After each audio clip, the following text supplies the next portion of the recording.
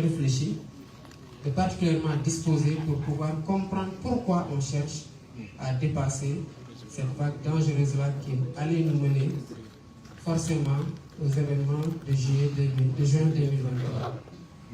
Malheureusement, on a interrompu les contacts parce qu'il n'y avait pas la réceptivité affichée de l'autre côté.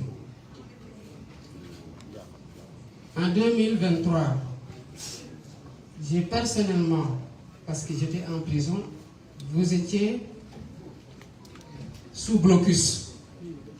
J'ai pris la responsabilité, je vous en ai informé par la suite, de contacter son fils après le discours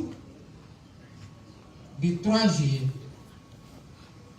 pour lui dire, à partir du moment où votre papa a décidé de ne plus aller aux élections, vous êtes la seule personne à pouvoir l'aider à sortir par ce qui reste de la grande porte. Et que tous ceux qui veulent être candidats aujourd'hui vont l'encourager à continuer la répression. Il s'en est rendu compte trop tard pour essayer de rétropédaler, appeler à l'apaisement, mais le mal était déjà fait. Les morts ne reviendront pas. Les amputés ne retrouveront ni leurs bras, ni leurs jambes. Les éborgnés ne retrouveront pas leurs yeux. Et on a toujours des malades qui sont évacués à l'étranger du fait de cette répression aveugle. Je n'ai pas été écouté. Au contraire, qu'est-ce qu'on a dit? Ils auraient pu négocier quand ils étaient en mars 2021 parce qu'ils étaient en position de force. Mais qu'est-ce que vous avez fait en mars 2021 lors de votre discours du 8 mars? Vous avez dit que le président Macky Sall, il reste 2 ans.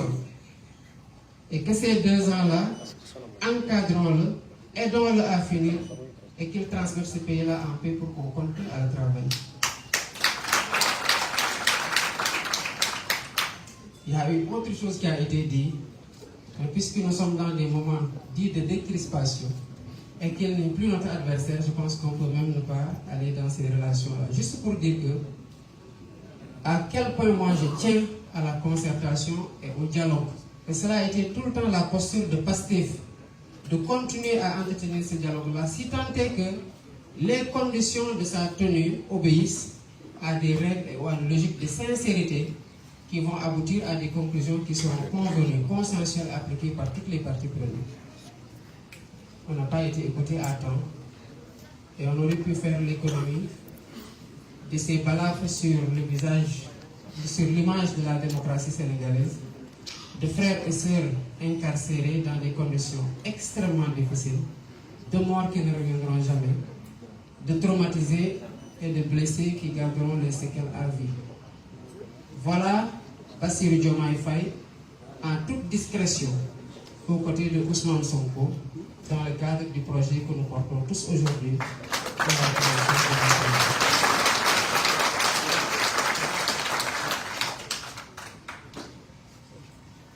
Et pourtant, j'ai fait ça après avoir refusé de prendre le bracelet en prison parce qu'on me l'a proposé. Après 2 mois d'incarcération, ils sont venus me dire, ok, on peut te libérer, mais à condition que tu prennes le bracelet. Je dis que je ne prendrai pas le bracelet. Pourquoi? Parce que je ne peux pas prendre le bracelet. Je n'ai rien fait. Quand vous aurez fini avec votre ingénieur électoral, mais remettez-moi là où vous m'aviez trouvé, à savoir mon bureau à 22h, à des heures d'arrestation illégale. Mais tout ça a été entretenu par des gens à qui ne profitait pas notre candidature. Après s'en être pris au président Ousmane Sonko, ils s'en sont pris à moi. Même dans les chefs d'accusation de jonction de la procédure me concernant, il y a eu le vol de portable, alors que j'étais en prison.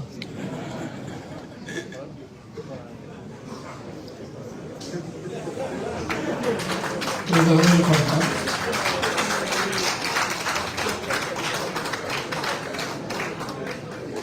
Pour dire à quel point il y a eu de l'acharnement pour que la candidature de Bassirou Diomaye Faye ne passe pas. Mais parfois, certaines personnes sont déroutées quand ils sont confrontés à la logique politique projet de PASTEF qui est incarné par le président Ousmane Sonko. Je le rappelais ce matin au leader.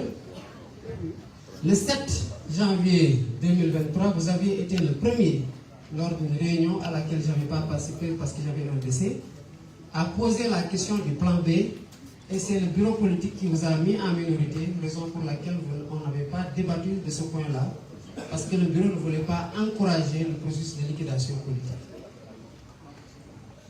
J'ai rappelé votre formule qui décrit la logique politique dans laquelle vous êtes tout le temps inscrit, à savoir que le Sénégal n'a pas besoin de messie ni de héros, mais d'une masse critique de citoyens qui sont conscients des enjeux.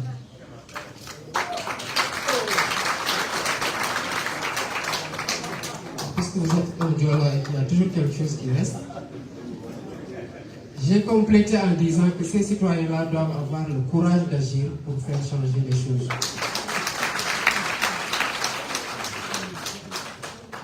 Président, vous m'aviez dit de ne pas parler de Amadou Ba.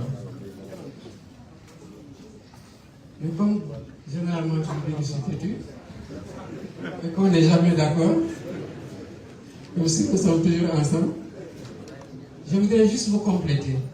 Je crois que j'avais fait un texte que j'avais appelé Bastradamus, prédiction tirée du DAC politique. Je crois que tout ce que j'avais